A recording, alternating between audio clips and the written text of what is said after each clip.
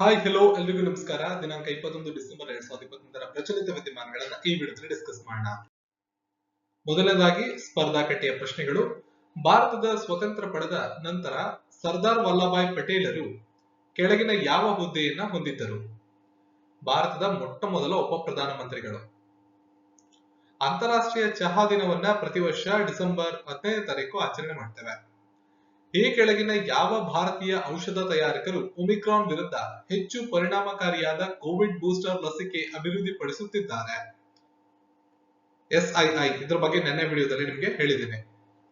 ಇಡಿ ನಿರ್ದೇಶಕರ ಸೇವಾವಧಿಯನ್ನ ಎಷ್ಟು ವರ್ಷಗಳಿಗೆ ವಿಸ್ತರಣೆ ಮಾಡಲಾಗಿದೆ? ಇದ್ರ ಬಗ್ಗೆ ಕೂಡ ಎಕ್ಸ್ಪ್ಲೈನ್ ಮಾಡಿದ್ದೀನಿ. ಇಡಿ ಮತ್ತು CBI 2 ವರ್ಷ ಇದ್ದಿದ್ದನ್ನ 5 ವರ್ಷಗಳಿಗೆ ಈಗ ಎಕ್ಸ್ಟೆಂಡ್ ಮಾಡಿದ್ದಾರೆ. ಇದು ಅಮೆಂಡ್ಮೆಂಟ್ ಕೂಡ ಆಗಿದೆ ರೀಸೆಂಟ್ ಆಗಿ. ಚೀಫ್ಸ್ ಆಫ್ ಸ್ಟಾಫ್ ಕಮಿಟಿಯ ಅಧ್ಯಕ್ಷರಾಗಿ ಯಾರು ಅಧಿಕಾರವನ್ನ ವಹಿಸಿಕೊಂಡಿದ್ದಾರೆ? ನೂತನವಾಗಿ ಚೀಫ್ ಆಫ್ ಸ್ಟಾಫ್, CDS ಅಂತ ಏನ್ ಕರಿತೀವಿ. ಸೊ ರೀಸೆಂಟ್ ಆಗಿ ನಮ್ಮ ಫಸ್ಟ್ CDS ಅವರು ನಿಧನರಾಗಿದ್ರು ಹೆಲಿಕಾಪ್ಟರ್ ದುರಂತದಲ್ಲಿ. ಆ ಸ್ಥಾನಕ್ಕೆ ನೂತನವಾಗಿ ಅಧಿಕಾರವನ್ನು ವಹಿಸಿಕೊಂಡಂತವ್ರು ಯಾರು? ಸೇನಾ ಮುಖ್ಯಸ್ಥರಾದಂತ MM ನರವಾನೆ. ಬಹುರಾಷ್ಟ್ರೀಯ ಕಂಪನಿ ಚಾನೆಲ್ನ ನೂತನ ಗ್ಲೋಬಲ್ CEO ಆಗಿ ನೇಮಕಗೊಂಡಂತವ್ರು ಯಾರು? ಸೊ ಲೀನಾ ನಾಯರ್. ಈ ಕೆಳಗಿನವಲ್ಲಿ ಯಾವುದನ್ನ ಯುನೆಸ್ಕೋದ ಸಾಂಸ್ಕೃತಿಕ ಪರಂಪರೆಯ ಪಟ್ಟಿಗೆ ಸೇರಿಸಲಾಗಿದೆ? ಕೋಲ್ಕತ್ತಾದ ದುರ್ಗಾ ಪೂಜೆ. ರೀಸೆಂಟ್ ಆಗಿ ಇದನ್ನ ಕೂಡ ವಿಡಿಯೋದಲ್ಲಿ ಹೇಳಿದ್ದೀನಿ. ಇನ್ನು ಅಪರಾಧಿಕ ವಿಷಯಗಳಲ್ಲಿ ಪರಸ್ಪರ ಕಾನೂನು ಸಹಾಯಕ್ಕೆ ಸಂಬಂಧಿಸಿದಂತೆ ಭಾರತ ಯಾವ ರಾಷ್ಟ್ರದ ನಡುವಿನ ಒಪ್ಪಂದವನ್ನ ಸಂಪುಟ ಅನುಮೋದನೆ ಮಾಡಿದೆ? ಸರಿಯಾದ ಉತ್ತರ ಪೋಲೆಂಡ್. ಭಾರತದ ಮೊದಲ ಹಸಿರು ಹೈಡ್ರೋಜನ್ ಆಧಾರಿತ ಮೈಕ್ರೋಗ್ರಿಡ್ ಯೋಜನೆಯನ್ನ ಯಾವ ರಾಜ್ಯದಲ್ಲಿ ಕೈಗೆತ್ತಿಕೊಳ್ಳಲಾಗಿದೆ? ಆಂಧ್ರ ಪ್ರದೇಶ. ರಾಮಾನುಜನ್ ಪ್ರಶಸ್ತಿ 2021ರ ವಿಜೇತರಾದ ಭಾರತದ 4ನೇ ಗಣಿತಜ್ಞ ಯಾರು? ನೀನಾ ಗುಪ್ತಾ. ಇನ್ನು ಕೆಲವೊಂದಿಷ್ಟು ಪ್ರಮುಖವಾದ ಆರ್ಟಿಕಲ್ ನ ಮೊದಲು ನೋಡೋಣ, ಆಮೇಲೆ MCQs ಹೋಗ್ಬೋದು. ಕೇಂದ್ರ ಮಾಲಿನ್ಯ ನಿಯಂತ್ರಣ ಮಂಡಳಿಯವರು ಒಂದು ವರದಿಯನ್ನ ಬಿಡುಗಡೆ ಮಾಡಿದ್ದಾರೆ. ಬಿಡುಗಡೆ ಮಾಡಿರುವ ವಾಯು ಮಾಲಿನ್ಯ ಅತ್ಯಲ್ಪ ಪ್ರಮಾಣದಲ್ಲಿರುವ ಹಾಗೂ ಶುದ್ಧ ಗಾಳಿಯನ್ನ ಹೊಂದಿರುವಂತಹ ಟಾಪ್ 10 ನಗರಗಳ ಪಟ್ಟಿಯಲ್ಲಿ ರಾಷ್ಟ್ರದಲ್ಲಿಯೇ ಕರ್ನಾಟಕದ ಚಿಕ್ಕಬಳ್ಳಾಪುರ 4ನೇ ಸ್ಥಾನವನ್ನ ಪಡೆದಿದೆ.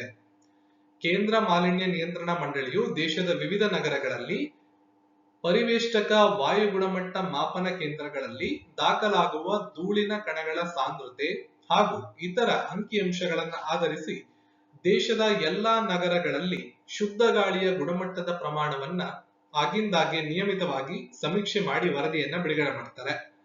2021-22ನೇ ಸಾಲಿಗೆ ಸಂಬಂಧಪಟ್ಟಂತ ಪ್ರಸ್ತುತ ಕೇಂದ್ರ ಮಾಲಿನ್ಯ ನಿಯಂತ್ರಣ ಮಂಡಳಿ ಪ್ರಕಟ ಮಾಡಿರತಕ್ಕಂತ ಪಟ್ಟಿಯಲ್ಲಿ ರಾಷ್ಟ್ರದಲ್ಲೇ ಕರ್ನಾಟಕದ ಚಿಕ್ಕಬಳ್ಳಾಪುರ ನಗರ 4ನೇ ಸ್ಥಾನವನ್ನ ಪಡೆದುಕೊಂಡಿದೆ. ಅದಲ್ಲದೆ ಕರ್ನಾಟಕ ರಾಜ್ಯದ 7 ನಗರಗಳು ಈ ಪಟ್ಟಿಯಲ್ಲಿ ಸ್ಥಾನವನ್ನ ಗಿಟ್ಟಿಸಿಕೊಂಡಿವೆ. ಕೇಂದ್ರ ಮಾಲಿನ್ಯ ನಿಯಂತ್ರಣ ಮಂಡಳಿ ಬಿಡುಗಡೆ ಮಾಡಿರುವಂತಹ ವಾಯು ಮಾಲಿನ್ಯದ ಪ್ರಮಾಣದ ಅತ್ಯಂತ ಕಡಿಮೆ ಇರುವ ಹಾಗೂ ಶುದ್ಧ ಗಾಳಿಯನ್ನ ಹೊಂದಿರುವ ನಗರಗಳ ಪೈಕಿ ಗದಗ್ ನಗರ 1ನೇ ಸ್ಥಾನ, ಮಡಿಕೇರಿ 2ನೇ ಸ್ಥಾನ, ಚಿಕ್ಕಬಳ್ಳಾಪುರ 4ನೇ ಸ್ಥಾನ, ಹಾಸನ 5, ಚಾಮರಾಜನಗರ, ಚಿಕ್ಕಮಗಳೂರು ಮತ್ತು ಯಾದಗಿರಿ 7, 8, 9ನೇ ಸ್ಥಾನಗಳನ್ನ ಗಿಟ್ಟಿಸಿಕೊಂಡಿವೆ. ಈ 7 ನಗರಗಳ ಪೈಕಿ ರಾಜಧಾನಿ ಬೆಂಗಳೂರಿಗೆ ಅತಿ ಸಮೀಪದಲ್ಲಿರತಕ್ಕಂಥ ಚಿಕ್ಕಬಳ್ಳಾಪುರ ನಗರ 4ನೇ ಸ್ಥಾನವನ್ನ ಪಡೆದುಕೊಂಡಿರುವುದು ಒಂದು ಹೆಮ್ಮೆಯ ವಿಷಯವಾಗಿದೆ. ಭಾರತವು ಪ್ರತಿ ವರ್ಷ ಡಿಸೆಂಬರ್ 22ನೇ ತಾರೀಕು ರಾಷ್ಟ್ರೀಯ ಗಣಿತ ದಿನವನ್ನ ಆಚರಣೆ ಮಾಡ್ತದೆ. ಈ ದಿನ ಪ್ರಸಿದ್ಧ ಗಣಿತ ಶಾಸ್ತ್ರಜ್ಞರಾದಂತ ಶ್ರೀನಿವಾಸ್ ರಾಮಾನುಜನ್ ಅವರ ಜನ್ಮದಿನ. 2012ರಲ್ಲಿ ಅಂದಿನ ಪ್ರಧಾನಮಂತ್ರಿಗಳಾಗಿದ್ದಂತ ಮನಮೋಹನ್ ಸಿಂಗ್ ಅವರು ಮಹಾನ್ ವ್ಯಕ್ತಿತ್ವವಾದ ಶ್ರೀನಿವಾಸ್ ರಾಮಾನುಜನ್ ಅವರನ್ನ ಗೌರವಿಸಬೇಕು ಅಂತ ಹೇಳಿ ಡಿಸೆಂಬರ್ 22ರನ್ನ ರಾಷ್ಟ್ರೀಯ ಗಣಿತ ದಿನ ಅಂತ ಘೋಷಣೆ ಮಾಡ್ತಾರೆ. ಶ್ರೀನಿವಾಸ್ ರಾಮಾನುಜನ್ ಅವರ ಜನ್ಮದ ಚರಿತ್ರೆಯನ್ನು ಆಧರಿಸಿ 2015ರಲ್ಲಿ the man who knew infinity ಅನ್ನೋ ಚಲನಚಿತ್ರ ಕೂಡ ಬಿಡುಗಡೆಯಾಗಿದೆ. ಈ ಚಿತ್ರವು ಗಣಿತ ಶಾಸ್ತ್ರಜ್ಞರ ಜೀವನ, ಪ್ರಸಿದ್ಧ ಗಣಿತ ಸಿದ್ಧಾಂತಗಳನ್ನ ಸ್ಥಾಪಿಸುವ ಕಡೆಗೆ ಅವರು ಪ್ರಯಾಣ ಏನ್ ಮಾಡಿದ್ರು ಅದ್ರ ಬಗ್ಗೆ ಚಿತ್ರೀಕರಣವನ್ನ ಮಾಡಲಾಗಿದೆ. ಸೊ ಡಿಸೆಂಬರ್ 22 ಭಾರತದಲ್ಲಿ ರಾಷ್ಟ್ರೀಯ ಗಣಿತ ದಿನವನ್ನ, ನ್ಯಾಷನಲ್ ಮ್ಯಾಥಮೆಟಿಕ್ಸ್ ಡೇ ನ ಆಚರಣೆ ಮಾಡ್ತಾರೆ. ಇನ್ನೊಂದು ಕ್ವಿಕ್ ಅಪ್ಡೇಟ್ ರಕ್ಷಣಾ ಮುಖ್ಯಸ್ಥರ ಬಗ್ಗೆ. ಪ್ರೆಸಿಡೆಂಟ್ ಇರತಕ್ಕಂಥ ಸೇನಾ ಮುಖ್ಯಸ್ಥರು MM ನರವಾನೆ ಅವರು, ಮನೋಜ್ ಮುಕುಂದ್ ನರವಾನೆ. ಅವರೇ ಇವಾಗ ಪ್ರೆಸೆಂಟ್ ಸಿಡಿಎಸ್ ಕೂಡ ಆಗಿದ್ದಾರೆ. ಸಿಡಿಎಸ್ ಹುದ್ದೆ ಖಾಲಿ ಇತ್ತು, ನಿಮ್ಗೆಲ್ಲ ಗೊತ್ತಿದೆ. ಸೊ ಸೇನಾ ಮುಖ್ಯಸ್ಥರೇ ಪ್ರೆಸೆಂಟ್ ಸಿಡಿಎಸ್ ಆಗಿದ್ದಾರೆ. ಇನ್ನು ಏರ್ ಸ್ಟಾಫ್ ಮುಖ್ಯಸ್ಥರು ವಿ.ಆರ್. ಚೌಧರಿ ಅವರು ಮತ್ತು ನೌಕಾಪಡೆಯ ಮುಖ್ಯಸ್ಥರು ಅಡ್ಮಿರಲ್ ಆರ್. ಹರಿಕುಮಾರ್. ಹರಿಯಾಣದ ಕರ್ನಾಲ್ನಲ್ಲಿ ಹೊಸ ಇಂಟಿಗ್ರೇಟೆಡ್ ಕಮಾಂಡ್ ಅಂಡ್ ಕಂಟ್ರೋಲ್ ನ ಸ್ಥಾಪನೆ ಮಾಡಲಾಗ್ತಾ ಇದೆ. ಹರಿಯಾಣದ ಮುಖ್ಯಮಂತ್ರಿಗಳಾದಂತಹ ಮನೋಹರ್ ಲಾಲ್ ಖಟ್ಟರ್ ಅವರು ಕರ್ನಾಲ್ ಸ್ಮಾರ್ಟ್ ಸಿಟಿ ಯೋಜನೆಯಡಿ ಹೊಸ ಇಂಟಿಗ್ರೇಟೆಡ್ ಕಮಾಂಡ್ ಮತ್ತು ಕಂಟ್ರೋಲ್ ಸೆಂಟರ್ ನ ತೆರೆದಿದ್ದಾರೆ. ಈ ಸೆಂಟರ್ ನಲ್ಲಿ adaptive traffic control, automatic number plate recognition, red light ಉಲ್ಲಂಘನೆಯಾದಂತಹ ಸಂದರ್ಭದಲ್ಲಿ ಅದನ್ನ ಪತ್ತೆ ಮಾಡೋದು, ವೇಗ ಉಲ್ಲಂಘನೆಯಂತ ಸುಧಾರಿತ ವ್ಯವಸ್ಥೆಗಳ ಜೊತೆ ಕಾರ್ಯನಿರ್ವಹಿಸುವುದಕ್ಕೋಸ್ಕರ ಈ ನೂತನ ಕಟ್ಟಡವನ್ನ ತೆರೆಯಲಾಗಿದೆ. ಹರಿಯಾಣದ ರಾಜಧಾನಿ ಚಂಡೀಗಢ, ಬಂಡಾರು ದತ್ತಾತ್ರೇಯ ಅವರು ರಾಜ್ಯಪಾಲರು ಹಾಗೂ ಮನೋಹರ್ ಲಾಲ್ ಖಟ್ಟರ್, ಇಲ್ಲಿ ಚಿತ್ರದಲ್ಲಿ ನೋಡ್ತಿದ್ದೀರಲ್ಲ ಇವರೇ ಮನೋಹರ್ ಲಾಲ್ ಖಟ್ಟರ್, ಹರಿಯಾಣದ ಮುಖ್ಯಮಂತ್ರಿಗಳು. ರಿಷಬ್ ಪಂತ್ ಅವರನ್ನ ಉತ್ತರಾಖಂಡದ ಬ್ರಾಂಡ್ ಅಂಬಾಸಿಡರ್ ಆಗಿ ನೇಮಕ ಮಾಡಲಾಗಿದೆ. ಭಾರತದ wicket keeper batsman Rishabh Pant ಅವರನ್ನ ರಾಜ್ಯದ ಬ್ರಾಂಡ್ ಅಂಬಾಸಿಡರ್ ಆಗಿ ನೇಮಕ ಮಾಡಲಾಗಿದೆ ಅಂತ ಉತ್ತರಾಖಂಡದ ಮುಖ್ಯಮಂತ್ರಿಗಳಾದಂತಹ ಪುಷ್ಕರ್ ಸಿಂಗ್ ಧಾಮಿ ಅವರು ಘೋಷಣೆ ಮಾಡಿದ್ದಾರೆ. ಸೊ ಉತ್ತರಾಖಂಡದ ರಾಜಧಾನಿ ಡೆಹ್ರಾಡೂನ್ ಮತ್ತು ಗೈರ್ಸೈನ್, ಚಳಿಗಾಲದಲ್ಲಿ ಡೆಹ್ರಾಡೂನ್ ಇರುತ್ತೆ, ಬೇಸಿಗೆ ಕಾಲದಲ್ಲಿ ಗೈರ್ಸೈನ್. ರಾಜ್ಯಪಾಲರು ಲೆಫ್ಟಿನೆಂಟ್ ಜನರಲ್ ಗುರ್ಮಿತ್ ಸಿಂಗ್ ಅವರು ಮತ್ತು ಮುಖ್ಯಮಂತ್ರಿಗಳು ಪುಷ್ಕರ್ ಸಿಂಗ್ ಧಾಮಿ. ಮಾಜಿ ಕೇಂದ್ರ ಸಚಿವರಾದಂತಹ ಆರ್.ಎಲ್. ಜಾಲಪ್ಪ ಅವರು ನಿಧನರಾಗಿದ್ದಾರೆ. ಇಲ್ಲಿ ಅವರ ಚಿತ್ರವನ್ನ ನೋಡ್ತಿದ್ದೀರಾ. ಭಾರತೀಯ ರಾಷ್ಟ್ರೀಯ ಕಾಂಗ್ರೆಸ್ನ ಹಿರಿಯ ನಾಯಕ ಮತ್ತು ಮಾಜಿ ಕೇಂದ್ರ ಜವಳಿ ಸಚಿವರಾದಂತಹ ಆರ್.ಎಲ್. ಜಾಲಪ್ಪ ನಿಧನರಾಗಿದ್ದಾರೆ. 1979ರಲ್ಲಿ ಮಾಜಿ ಮುಖ್ಯಮಂತ್ರಿಗಳಾದಂತಹ ದೇವರಾಜ್ ಅರಸ್ ಅವರೊಂದಿಗೆ ಕರ್ನಾಟಕ ಕ್ರಾಂತಿ ರಂಗವನ್ನ ರಚಿಸಲು ಕಾಂಗ್ರೆಸ್ ಅನ್ನ ತೊರೆದಿದ್ರು. ತದನಂತರ 98ರಲ್ಲಿ ವಾಪಸ್ ಕಾಂಗ್ರೆಸ್ ಅನ್ನ ಸೇರಿದ್ರು. ಕೇಂದ್ರ ಸಚಿವರಾಗಿರೋದ್ರಿಂದ ನೀವು ನೆನಪಲ್ಲಿ ಇಟ್ಕೋಬೇಕಾಗತ್ತೆ. BWF ವಿಶ್ವ ಬ್ಯಾಡ್ಮಿಂಟನ್ ಚಾಂಪಿಯನ್ಶಿಪ್ ನಲ್ಲಿ ಕೆ ಶ್ರೀಕಾಂತ್ ಇವರು ಬೆಳ್ಳಿ ಪದಕವನ್ನ ಗೆದ್ದಿದ್ದಾರೆ. ಶಟ್ಲರ್ ಕಿಡಂಬಿ ಶ್ರೀಕಾಂತ್ ಅವರು BWF ವಿಶ್ವ ಚಾಂಪಿಯನ್ಶಿಪ್ ನಲ್ಲಿ ಬೆಳ್ಳಿ ಪದಕವನ್ನ ಗೆದ್ದ ಮೊದಲ ಭಾರತೀಯ ಎಂಬ ಹೆಗ್ಗಳಿಕೆಗೆ ಪಾತ್ರರಾಗಿದ್ದಾರೆ. ಫೈನಲ್ಸ್ ನಲ್ಲಿ ಸಿಂಗಾಪುರದ ಲೋ ಕಿನ್ ಯು ವಿರುದ್ಧ ಅವರು ಸೋಲನ್ನು ಅನುಭವಿಸಿದ್ರು. 21-15 ಮತ್ತು 22-20 ಸೆಟ್ಗಳ ಮೂಲಕ ಸೋಲನ್ನು ಅನುಭವಿಸಿದ್ರು. ಸೋತರು ಕೂಡ ಬೆಳ್ಳಿ ಪದಕವನ್ನ ಗೆದ್ದಿದ್ದಾರೆ. ಜೊತೆಗೆ ಈ ಒಂದು ಚಾಂಪಿಯನ್ಶಿಪ್ ನಲ್ಲಿ ಬೆಳ್ಳಿ ಪದಕ ಗೆದ್ದ ಮೊದಲ ಭಾರತೀಯ ಎಂಬ ಹೆಸರನ್ನ ಅವರು ಉಳಿಸಿಕೊಂಡಿದ್ದಾರೆ. ಜೊತೆಗೆ ಸಿಂಗಾಪುರದ ಪುರುಷ ಆಟಗಾರನೊಬ್ಬ BWF ವಿಶ್ವ ಚಾಂಪಿಯನ್ಶಿಪ್ ನಲ್ಲಿ ಚಿನ್ನ ಗೆದ್ದಿರುವುದು ಇದೇ ಮೊದಲಾಗಿದೆ. ಇದು ಕೂಡ ವಿಶೇಷ. ಇದು ಡಿಸೆಂಬರ್ 12 ಈ ಟೂರ್ನಮೆಂಟ್ ಡಿಸೆಂಬರ್ 12ರಿಂದ ಡಿಸೆಂಬರ್ 19ರವರೆಗೆ ಸ್ಪೇನ್ ನ ಹುಯಲ್ವಾದಲ್ಲಿ ನಡೀತು. ಕೇಳ್ತಾರೆ ನಿಮ್ಗೆ ಎಕ್ಸಾಮಿನೇಷನ್ಸ್ ಅಲ್ಲಿ ಕೇಳ್ಬೋದು, ವಿಶ್ವ ಬ್ಯಾಡ್ಮಿಂಟನ್ ಚಾಂಪಿಯನ್ಶಿಪ್ 2021 ಯಾವ ದೇಶದಲ್ಲಿ ನಡೆದಿದೆ ಅಂತ ಕೇಳ್ಬೋದು, ಯಾವ ಸ್ಥಳದಲ್ಲಿ ನಡೆದಿದೆ ಅಂತ ಕೇಳ್ಬೋದು, ಅದರಲ್ಲಿ ವಿನ್ನರ್ ಯಾರು, ರನ್ನರ್ ಅಪ್ ಯಾರು ಅಂತ ಕೇಳ್ಬೋದು. ಇಲ್ಲಿ ಭಾರತದ ಶ್ರೀಕಾಂತ್ ಅವರು ಗೆದ್ದಿರೋದ್ರಿಂದ ಈ ಟೂರ್ನಮೆಂಟ್ ಬಹಳ ಇಂಪಾರ್ಟೆಂಟ್ ಆಗುತ್ತೆ ಮುಂಬರುವ ಎಲ್ಲಾ ಸ್ಪರ್ಧಾತ್ಮಕ ಪರೀಕ್ಷೆಗೆ. ಅಗ್ನಿ ಪಿ ಇದರ ಬಗ್ಗೆ ಸಂಪೂರ್ಣ ಮಾಹಿತಿಯನ್ನು ಇಲ್ಲಿ ಆಡ್ ಮಾಡಿದ್ದೀನಿ, ತಪ್ಪದೆ ಓದಿ, ಇಂಪಾರ್ಟೆಂಟ್ ಇದು. ರಕ್ಷಣಾ ಸಂಶೋಧನೆ ಮತ್ತು ಅಭಿವೃದ್ಧಿ ಸಂಸ್ಥೆ ಹೊಸ ತಲೆಮಾರಿನ ಅಣ್ವಸ್ತ್ರ ಸಾಮರ್ಥ್ಯದ ಖಂಡಾಂತರ ಕ್ಷಿಪಣಿಯಾದ ಅಗ್ನಿ ಪಿ ಅಂತ ಹೇಳಿದ್ರೆ ಪ್ರೈಮ್ ಅಂತ, ಇದನ್ನ ಯಶಸ್ವಿಯಾಗಿ ಪರೀಕ್ಷಾರ್ಥ ಪ್ರಯೋಗ ನಡೆಸಿದೆ.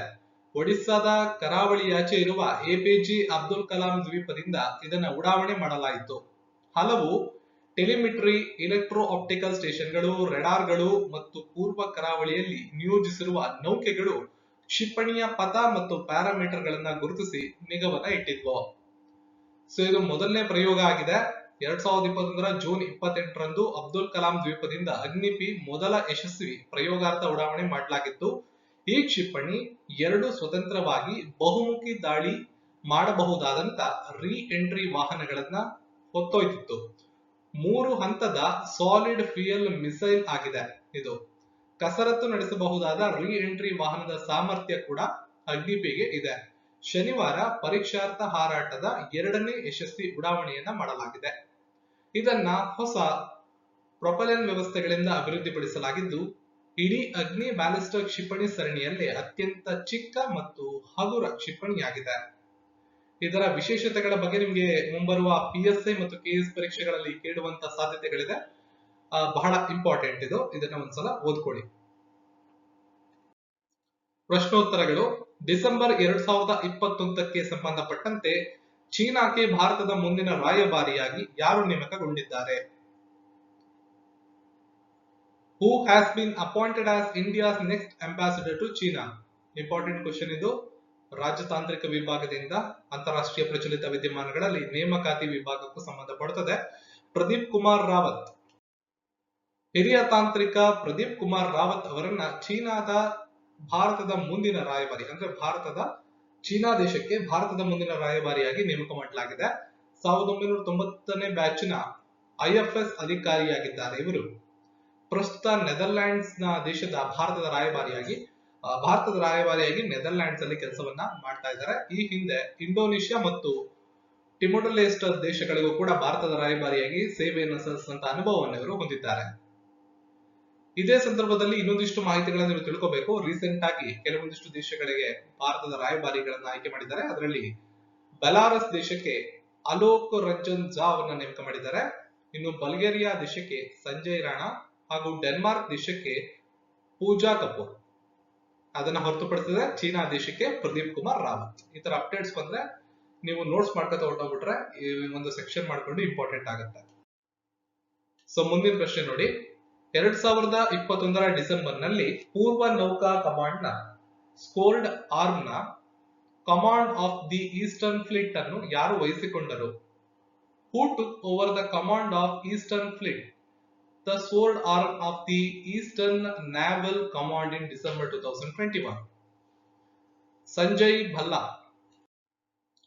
ರಿಯರ್ ಅಡ್ಮಿರಲ್ ಸಂಜಯ್ ಭಲ್ಲಾ ಅವರು ಡಿಸೆಂಬರ್ 20, 2021ರಂದು VSM ನ ರಿಯರ್ ಅಡ್ಮಿರಲ್ ತರುಣ್ ಸೋಪ್ತಿ ಅವರಿಂದ ಪೂರ್ವ ನೌಕಾ ಕಮಾಂಡ್ ನ scold arm of eastern fleet ಅನ್ನ ವಹಿಸಿಕೊಂಡಿದ್ದಾರೆ. ಇತ್ತೀಚೆಗೆ ಸಂಬಂಧಪಟ್ಟಂತೆ ರಕ್ಷಣಾ ಇಲಾಖೆಗೆ ಸಂಬಂಧಪಟ್ಟಂತ ಕೆಲವೊಂದಿಷ್ಟು ನೇಮಕಾತಿಗಳನ್ನ ಇಲ್ಲಿ ಕೊಟ್ಟಿದ್ದೀನಿ. ಬಹಳ ಇಂಪಾರ್ಟೆಂಟ್ ಇದು ಪ್ರತಿಯೊಂದನ್ನ. ಇದು ರಿವಿಷನ್ ಪರ್ಪಸ್ಗೆ ಆಡ್ ಮಾಡಿರೋದು. PDF ನ ಡೌನ್ಲೋಡ್ ಮಾಡ್ಕೊಂಡಾಗ ತಪ್ಪದೆ ಇದನ್ನ ಓದ್ಕೊಳ್ಳಿ. ಡಿಸೆಂಬರ್ 2021ರಲ್ಲಿ Karnataka naval area commanding flag officer ಹುದ್ದೆಯನ್ನ ಯಾರು ವಹಿಸಿಕೊಂಡರು?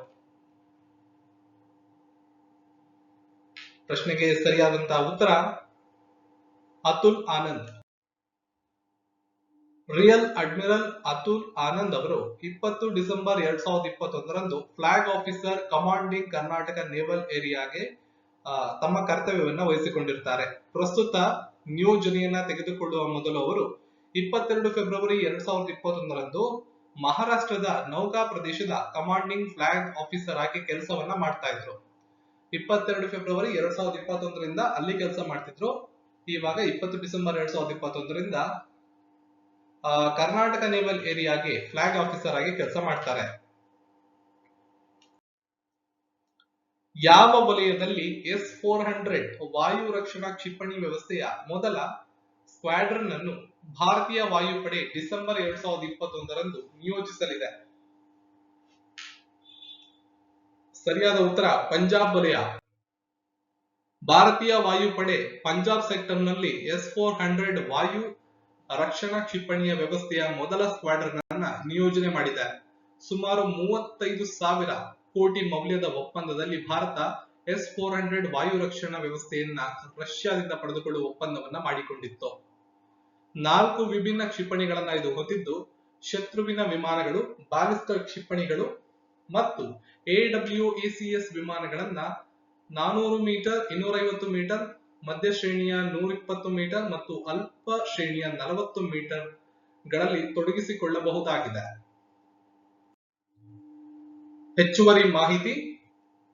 ಪರಮಾಣು ಸಾಮರ್ಥ್ಯದ ಬ್ಯಾಲಿಸ್ಟಿಕ್ ಕ್ಷಿಪಣಿ ಅಗ್ನಿ ಪ್ರೈಮ್ ಅನ್ನ ಒಡಿಸ್ಸಾದ ಕರಾವಳಿಯಲ್ಲಿ DRDOದವರು ಯಶಸ್ವಿಯಾಗಿ ಪರೀಕ್ಷೆ ಮಾಡಿದ್ದಾರೆ. ಸೊ ಇದ್ರ ಬಗ್ಗೆ ಆಲ್ರೆಡಿ ನಿಮಗೆ ಕೊಟ್ಟಿದ್ದೀನಿ.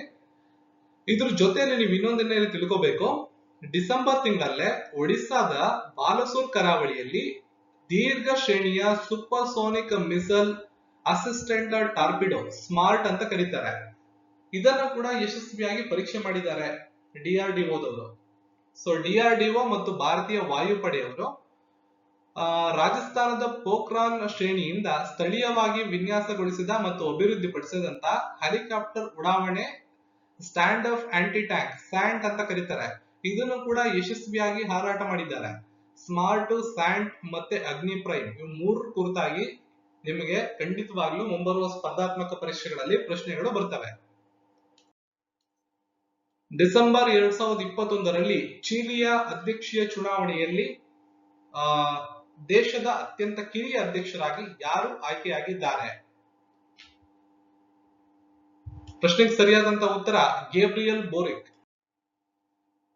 ಚಿಲಿಯಲ್ಲಿ ನಡೆದಂತಹ ಚುನಾವಣೆಯಲ್ಲಿ ಗೇಬ್ರಿಯಲ್ ಬೋರಿಕ್ ಅವರು 55.87% ಮತಗಳನ್ನ ಪಡೆಯುವ ಮೂಲಕ ಅವರ ಅಪೋನೆಂಟ್ ಆದ ಜೋಸ್ ಆಂಟೋನಿಯೋ ಕಾಸ್ಟ್ ವಿರುದ್ಧ ಜಯವನ್ನ ಸಾಧಿಸಿದ್ದಾರೆ.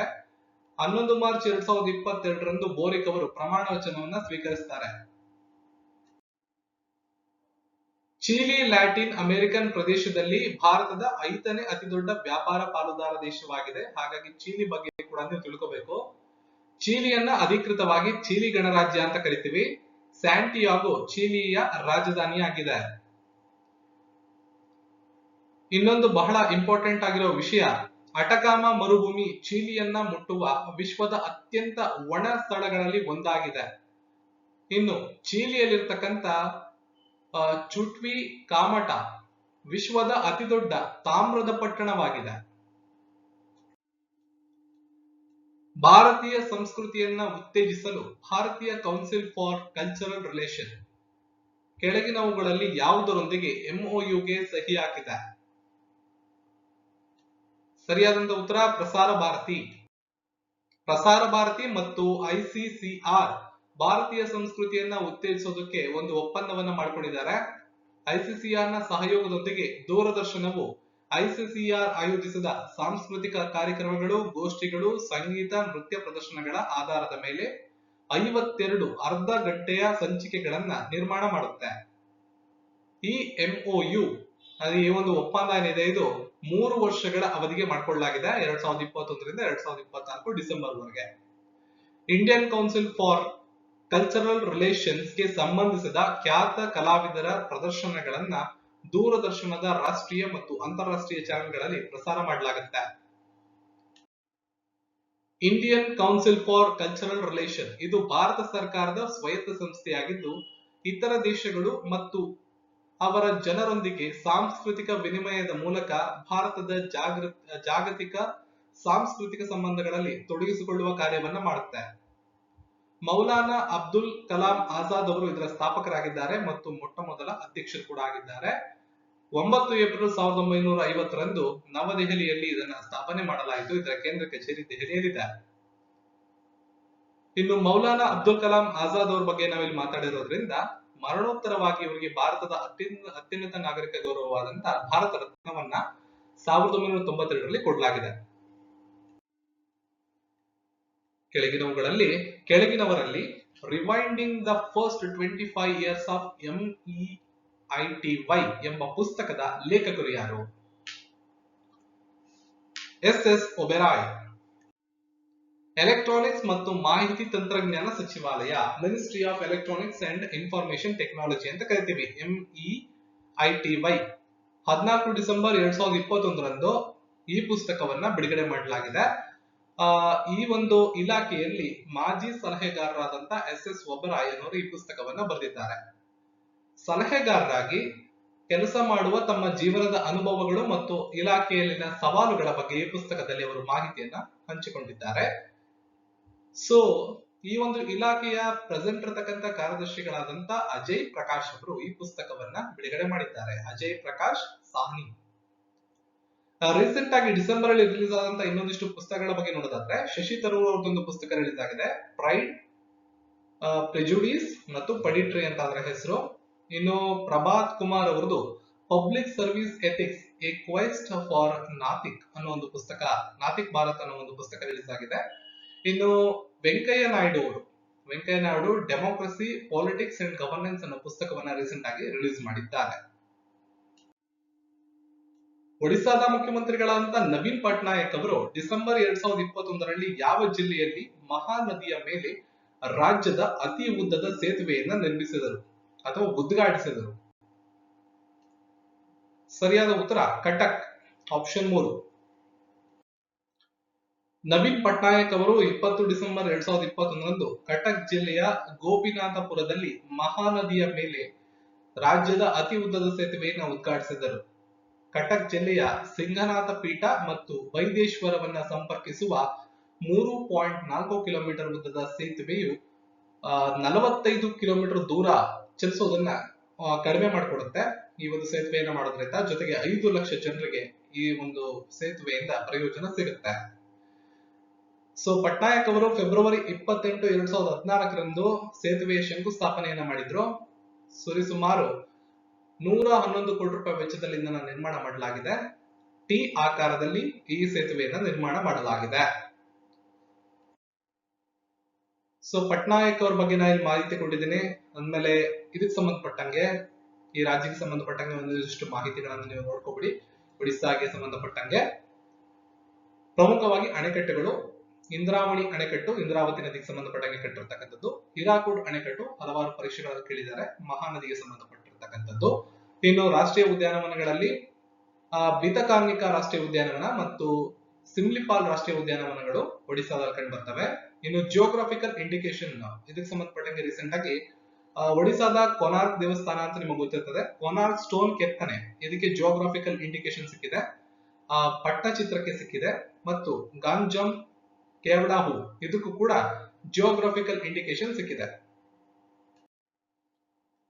Gajapati A king with A Kingdom ಶೀರ್ಷಿಕೆಯ ಪುಸ್ತಕದ ಲೇಖಕರು ಯಾರು?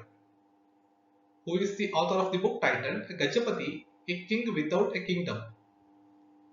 King without A Kingdom. ಸರಿಯಾದ ಉತ್ತರ ಅಶೋಕ್ ಬಾಲ್.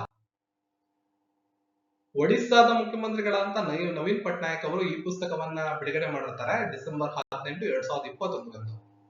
ಇದು ಸೂರ್ಯವಂಶಿ ಗಜಪತಿ ಕಪಿಲೇಂದ್ರ ದೇವ್ನಿಂದ ಪ್ರಾರಂಭವಾಗುವ ಗಜಪತಿ ರಾಜರ ಇತಿಹಾಸವನ್ನ ತಿಳಿಸ್ಕೊಡುತ್ತೆ. ಡಿಸೆಂಬರ್ 2021ರಲ್ಲಿ ಉತ್ತರಾಖಂಡದ ಯಾವ ನಗರದಲ್ಲಿ 3 ದಿನಗಳ ಅಂತಾರಾಷ್ಟ್ರೀಯ ಜೇನುನೊಣ ಉತ್ಸವವನ್ನ ಪ್ರಾರಂಭಿಸಲಾಯಿತು? ಪ್ರಶ್ನೆಗೆ ಸರಿಯಾದ ಉತ್ತರ ಹಲ್ದ್ವಾನಿ. ಇಂಪಾರ್ಟೆಂಟ್ ಕ್ವಶನ್ ಇದು.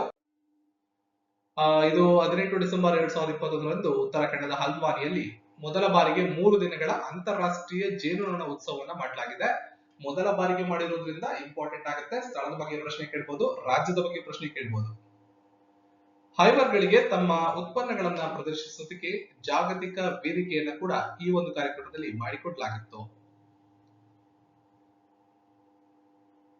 ಸೊ ಜಿಯೋಗ್ರಫಿಕಲ್ ಇಂಡಿಕೇಶನ್ ಸಂಬಂಧಪಟ್ಟಂಗೆ ಉತ್ತರಾಖಂಡದ ತೇಜ್ಪತ್ ರೀಸೆಂಟ್ ಆಗಿ ಜಿಯೋಗ್ರಫಿಕಲ್ ಇಂಡಿಕೇಶನ್ ಪಡ್ಕೊಂಡಿದೆ. ಇನ್ನು ಉತ್ತರಾಖಂಡ ಅಂದ ತಕ್ಷಣ ನಮಗೆ ಅಲ್ಲಿ ರಾಷ್ಟ್ರೀಯ ಉದ್ಯಾನವನಗಳ ಬಗ್ಗೆ ಹೆಚ್ಚು ಪ್ರಶ್ನೆಗಳು ಬರ್ತವೆ. ಕಾರ್ಬೆಟ್, ಗಂಗೋತ್ರಿ, ಗೋವಿಂದ, ನಂದಾದೇವಿ, ರಾಜಾಜಿ, ಹೂವಿನ ಕಣಿವೆ ಇಷ್ಟು ರಾಷ್ಟ್ರೀಯ ಉದ್ಯಾನವನಗಳು ಪ್ರಮುಖವಾದಂತ ರಾಷ್ಟ್ರೀಯ ಉದ್ಯಾನವನಗಳು ಉತ್ತರಾಖಂಡಕ್ಕೆ ಸಂಬಂಧಪಟ್ಟಂಗೆ. ಸೊ ನಿನ್ನೆ ಪ್ರಶ್ನೆ ನೋಡಿ, ಪ್ರಸ್ತುತ ನೀತಿ ಆಯೋಗದ ಉಪಾಧ್ಯಕ್ಷರು ಯಾರು? ರಾಜೀವ್ ಕುಮಾರ್ ಅವರು. ಈ ಪ್ರಶ್ನೆ ಕೆಪಿಎಸ್ಸಿಯ ಗ್ರೂಪ್ ಸಿ ಯ ಪಿಯುಸಿ ಮಟ್ಟದ ಪರೀಕ್ಷೆ ನಡೆದಿತ್ತು. ಪಿಯುಸಿ ಲೆವೆಲ್ ದಿನಾಂಕ 19, 12ನೇ ತಾರೀಕು. ಆ ಪರೀಕ್ಷೆಯಲ್ಲಿ ನೇರವಾದ ಪ್ರಶ್ನೆ ಬಂದಿತ್ತು, ಪ್ರಸ್ತುತ ನೀತಿ ಆಯೋಗದ ಉಪಾಧ್ಯಕ್ಷರು ಯಾರು ಅಂತ. ನೀತಿ ಆಯೋಗದ ಅಧ್ಯಕ್ಷರು ಯಾವಾಗಲೂ ಭಾರತದ ಪ್ರಧಾನಿಗಳಾಗಿರ್ತಾರೆ. ಉಪಾಧ್ಯಕ್ಷರು ಪ್ರೆಸೆಂಟ್ ಇರ್ತಕ್ಕಂಥವ್ರು ರಾಜೀವ್ ಕುಮಾರ್. ಇಂಪಾರ್ಟೆಂಟ್. ಇವತ್ತಿನ ಪ್ರಶ್ನೆ, ಯಾವ ರಾಜ್ಯ ಸರ್ಕಾರ ಮೇಲ್ಜಾತಿಗಳಿಗಾಗಿ ಸಾಮಾನ್ಯ ವರ್ಗದ ಆಯೋಗವನ್ನ ಸ್ಥಾಪಿಸಿದೆ? ಹಿಮಾಚಲ, ಮಧ್ಯಪ್ರದೇಶ, ಆಂಧ್ರ ಪ್ರದೇಶ, ಅರುಣಾಚಲ ಪ್ರದೇಶ? ತಪ್ಪದೆ ಕಾಮೆಂಟ್ ಸೆಕ್ಷನ್ ಅಲ್ಲಿ ನಿಮ್ಮ ಉತ್ತರವನ್ನ ಕಾಮೆಂಟ್ ಮಾಡಿ. ನೋಡಿ, ವಿಡಿಯೋದ ಬಲಭಾಗದ ಮೇಲೆ ಐ ಬಟನ್ ಕಾಣ್ತಾ ಇದೆ, ಅದನ್ನ ಕ್ಲಿಕ್ ಮಾಡಿದ್ರೆ ನಿಮಗೆ ವೆಬ್ಸೈಟ್ ನ ಲಿಂಕ್ ಕಾಣುತ್ತೆ. ಅಲ್ಲಿ ಕ್ಲಿಕ್ ಮಾಡಿದ್ರೆ PDF ನೋಟ್ಸ್ ಅನ್ನ ಡೈರೆಕ್ಟ್ ಆಗಿ ಹೋಗಿ ನೀವು ಡೌನ್ಲೋಡ್ ಮಾಡ್ಕೋಬಹುದು. ಡಿಸ್ಕ್ರಿಪ್ಷನ್ ಕಾಮೆಂಟ್ ಸೆಕ್ಷನ್ ಇರುತ್ತೆ. ನಿಮಗೆ ಗೊತ್ತಾಗಲ್ಲ ಅಂದ್ರೆ ವಿಡಿಯೋದ ಬಲಭಾಗದಲ್ಲಿ ಕ್ಲಿಕ್ ಮಾಡಿ PDF ನೋಟ್ಸ್ ಅನ್ನ ಡೌನ್ಲೋಡ್ ಮಾಡ್ಕೊಳ್ಳಿ. ಸಿಗೋಣ ಮತ್ತೊಂದು ವಿಡಿಯೋದೊಂದಿಗೆ. ಎಲ್ರಿಗೂ ಧನ್ಯವಾದಗಳು.